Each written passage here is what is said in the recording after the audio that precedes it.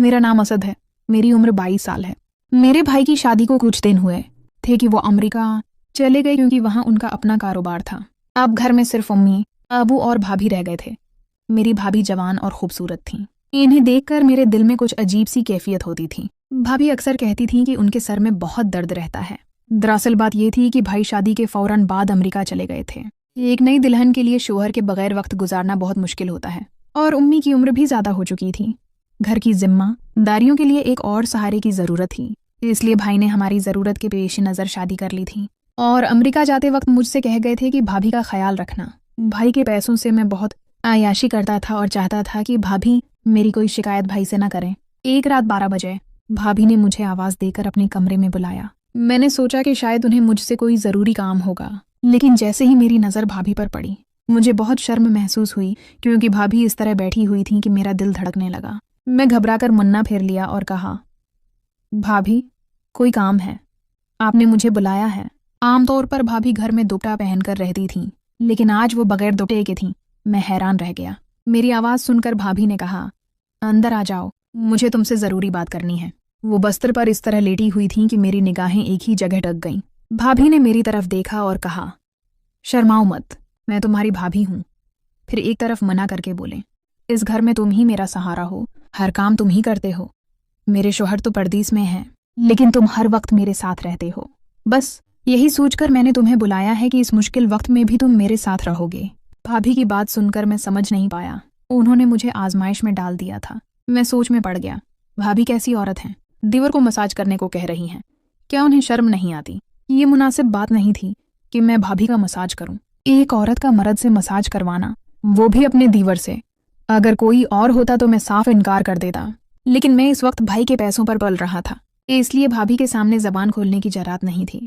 भाभी ने इशारे से तेल की बोतल दी और कहने लगे, ये बहुत अच्छा तेल है। फिर मुझे लगा कि शायद वाकई भाभी के सर में दर्द है। मैंने तेल की बोतल उठाई और बस्तर पर उनके पास बैठकर आहिस्ता आहिस्ता सिर पर तेल लगाकर मसाज करने लगा। मैंने अपनी नज़रें झुकाकर रखी थीं और अपने आप को कंट्रोल में रखा हुआ था, लेकिन मैं भी एक जवान लड़का था। कितनी देर तक अपने आप को रोक सकता था? जैसे जैसे मैं तेल लगा रहा था, भाभी की आहें निकल रही थीं, जिन्हें सुकून मिल रहा था। भाभी ने दोबारा मेरी तरफ नहीं देखा और मैंने भी अपनी नज़र उनके चेहरे पर नहीं डाली। भाभी की आवाज़ पूरे कमरे में गूंज रही थी। फिर भाभी को नींद आ गई और उन्होंने आवाज़ निकालना बंद कर दिया। मैं उठकर उनके कमरे से बाहर आ गया, लेकिन मेरा दिल अभी से तड़प रहा था। भाभी की आवाज़ वाकई कमाल की थी। सारी रात मैं यही सोचता रहा कि शायद ये मेरी अपनी सोच है। अगले दिन भाभी ने कहा, तुमने मेरे सिर का दर्द ख़त्म कर दिया। मैं तुम्हारी शुक्रगुज़ार हूँ। इनकी बात सुनकर मैं बहुत शर्मिंदा हुआ और कहा, भाभी आप सारा दिन घर का काम करके थक जाती हैं, इसलिए मैं कोशिश करूंगा कि आपके साथ काम में हाथ बटाऊं। मेरी बात सुनकर भाभी कहने लगे, मेरी थकन कभी नहीं उतर सकती। जिस दिन तुम्हारे भाई घर आएंगे ये थकन खुद ब खुद उतर जाएगी। मैं भाभी की बात का मतलब न समझ सका और कॉलेज चला गया। दोपहर को जब मैं वापस आया, भाभी कपड़े धो रही थी। उनका सारा वजूद भीग चुका था।